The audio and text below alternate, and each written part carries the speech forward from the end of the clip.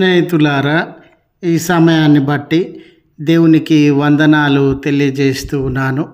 ప్రేమపూర్వకముగా మిమ్మల్ని అందరినీ వాక్య ధ్యానంలోనికి ఆహ్వానిస్తూ ఉన్నాను.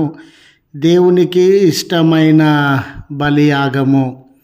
చాలామంది దేవునికి ఇష్టమైనటువంటి బహుమానం ఏంటి, బలియాగం ఏంటి, అది దేవునికి సమర్పిస్తాము అని ఆయన విశ్వాసులు ఎల్లకాలము యోచించేటటువంటి వారుగా ఉంటారు.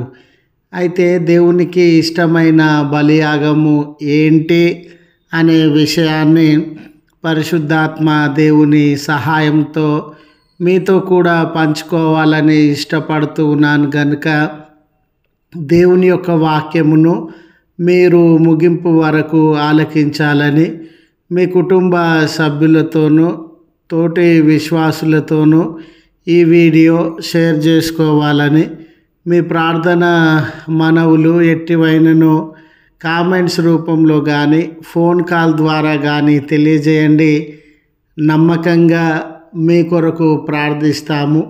ఈ వీడియో మీ ఆధ్యాత్మిక జీవితములకు ఉపయోగకరంగా ఉంది అని మీకు అనిపిస్తే దయచేసి ఈ ఛానల్ను సబ్స్క్రైబ్ చేసుకునవలసినదిగా మనవి చేస్తూ ఉన్నాను. లేఖనము హెబ్రీ పత్రిక 13వ అధ్యాయము 16వ వచనము. ఉపకారమును ధర్మమును చేయ మరచిపోకుడి, అట్టి యాగములు దేవునికి ఇష్టమైనవి. స్నేహితులారా, నాగరికత అభివృద్ధి చెందినటువంటి దినాలలో జంతు బలులు దేవునికి చాలా ఇష్టమైనవిగా భావించి అనేక జంతువులను దేవునికి బలులుగా ఇచ్చి దేవుడు సంతోషించినాడు అని ప్రజలు భావించేటటువంటి వారు. ఈ నాగరికత అభివృద్ధి చెందినటువంటి దినాలలో వెండి బంగారము విపరీతమైనటువంటి ధనాన్ని కొంతమంది దేవునికి బహుమానంగా ఇచ్చి ఎక్కువ మొత్తంలో ధనం ఇచ్చినాను దేవుడు సంతోషించి ఉంటాడులే అనే భ్రమపడేటటువంటి వారుగా ఉన్నారు. దేవుడు నిజంగా ఏ రకమైనటువంటి బలియాగములను మన నుంచి కోరుతూ ఉన్నాడు, ఆయనకు ఇష్టమైనటువంటి బహుమానము ఏంటి అని మనము తలపోసినట్లయితే స్నేహితులారా, కొన్నిసార్లు దేవుని అందలి విశ్వాసం కలిగిన భక్తులు విశ్వాసులు ఆయనను సంతోషపరచాలని ఎన్నో బహుమానాలు సమర్పించేటటువంటి వారుగా ఉంటారు. ఈ కోణంలో చాలా ప్రచారాలు జరుగుతాయండి. దేవునికి పలాని వారం అంటే వారం అంతటిలో పలాని డే అంటే చాలా ఇష్టము.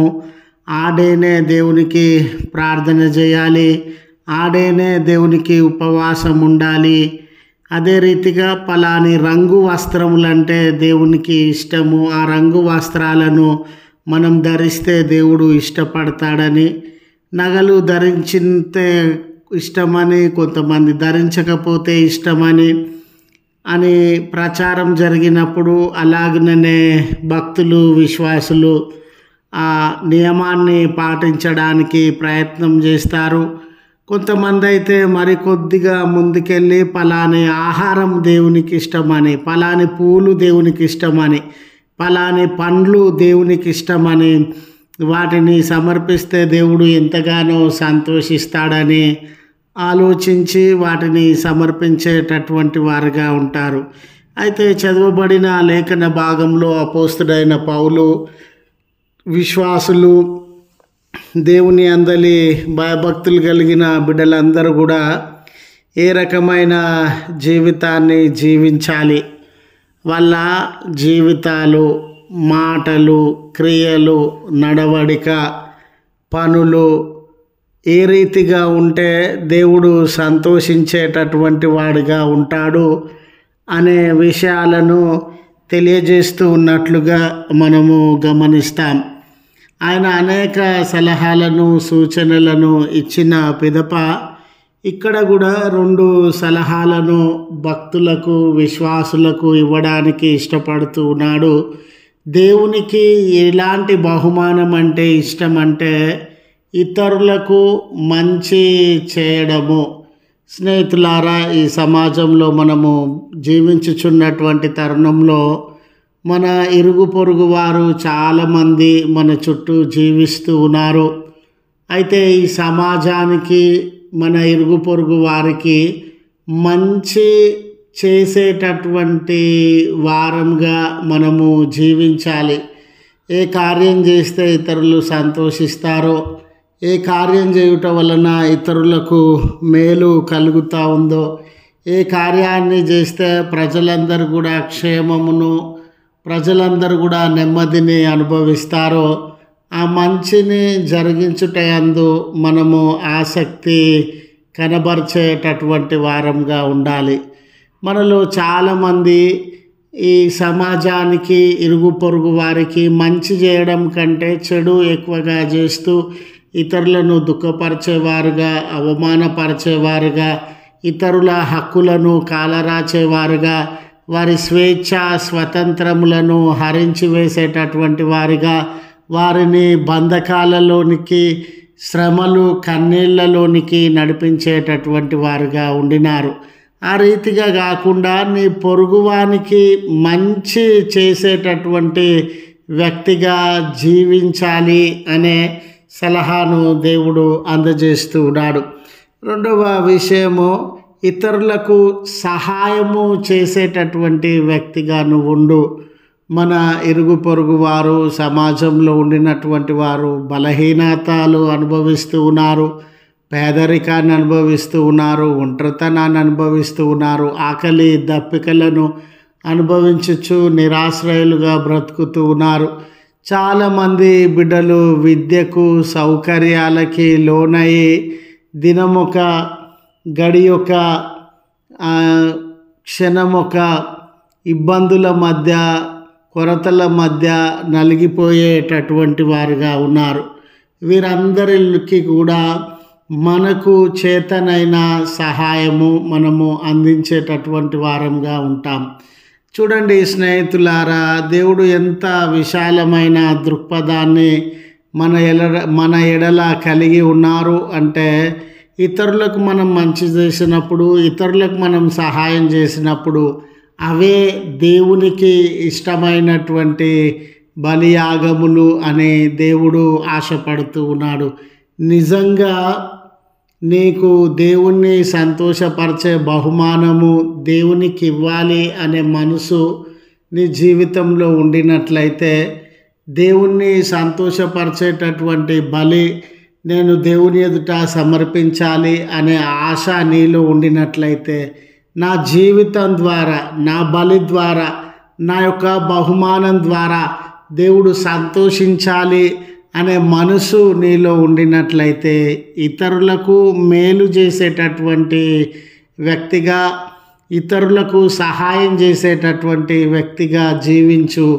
ఆ నీ జీవితాన్ని చూసి దేవుడు ఎంతగానో సంతోషించి విస్తారమైన దీవెనలను అనుగ్రహిస్తాడు. ఇతరులకు మంచి చేసినప్పుడు, సహాయం చేసినప్పుడు ఆ స్వభావమే దేవుణ్ణి సంతోషపరిచే స్వభావము, జీవితము అని గుర్తు చేస్తూ ఈ మాటలను ముగిస్తూ ఉన్నాను. దయగల తండ్రి, ప్రేమగల మా దేవ, నీ పరిశుద్ధ నామమునకు వందనాలయ్యా. మాలో చాలామంది దేవుణ్ణి సంతోషపరచాలి అనే మనసు కలిగి ఎన్నో బహుమానములను, బలులను, లోక సంబంధమైనటువంటి వస్తువులను మీ ఎదుట ఉంచి దేవుడు సంతోషించినాడులే అని భ్రమపడేటటువంటి వారంగా, ఏదో ఒక రకమైనటువంటి ఆచారములను, సాంప్రదాయములను పాటిస్తూ దేవుడు బహుగా సంతోషించినాడని భ్రమపడేటటువంటి వారంగా జీవిస్తూ ఉన్నాం. అయితే మీరు వస్తువులను బట్టో, సంపదలను బట్టో, బహుమానములను బట్టో సంతోషించే దేవుడవు కాదు, కానీ మా నడతను బట్టి సంతోషించేటటువంటి దేవుడవు. మా స్వభావంతో ఇతరులకి మంచి చేసేటటువంటి వారంగా, కష్టాలలో ఉన్నటువంటి బిడ్డలకి సహాయం చేసే గుణలక్షణములు మాలో కనబడినప్పుడు వాటిని బట్టి ఎంతో సంతోషించేటటువంటి దేవుడవు అని మీకు కృతజ్ఞతలు స్తోత్రములు చెల్లిస్తూ ఉన్నామయ్యా. ఆ స్వభావం కలిగి ఈ లోకంలో జీవించి అనేకులకు మాదిరికరమైన బిడలంగా, మంచి చేసే బిడలంగా మమ్మను ఆయత్తపరచుమని వేడుకొనుచున్నాం. మీ ప్రార్థనలు ఏకీభవించుచున్న బిడల ఏ కష్టంలో వారు ఉన్నారో, ఏ నష్టము, బలహీనత, బంధకములు, శ్రమలు వారిని ఆవరించి ఉన్నవో వాటన్నిటి నుంచి విడుదలను అనుగ్రహించి కన్నీళ్లతో, అనారోగ్యంతో, సమస్యలతో, భారములతో, వేదనతో, ఎటుతోచని పరిస్థితులతో ఈ ప్రార్థనలో ఏకీభవించినాను. దేవుడు నన్ను నిజముగా విమోచించినాడు అనే సాక్ష్యము నీ ప్రేమిడుల జీవితంలో అనుగ్రహించండి యేసయ్య. మరి ముఖ్యంగా వివాహ వార్షికోత్సవమును కానివ్వండి, జన్మదినాన్ని కానివ్వండి జరిగించుకొనుచు మీ కృతజ్ఞతలు చెల్లించుచున్న నీ ప్రేమిడులందరిపైన మీ దీవెనలను కుమ్మరించి ఆయా కార్యములు పాటించేటటువంటి వారు, అదే రీతిగా సుదూర ప్రయాణంల కొరకు సిద్ధపడిన బిడ్డలందరినీ మీ దీవెనలతో నింపుమని క్రీస్తు పేరట వేడుకొనుచున్నాం తండ్రి. ఆమెన్. తండ్రి, కుమార, పరిశుద్ధాత్మ త్రియేక దేవుని దీవెన మనకు తోడై ఉండి మనలను కాపాడును గాక. ఆమెన్.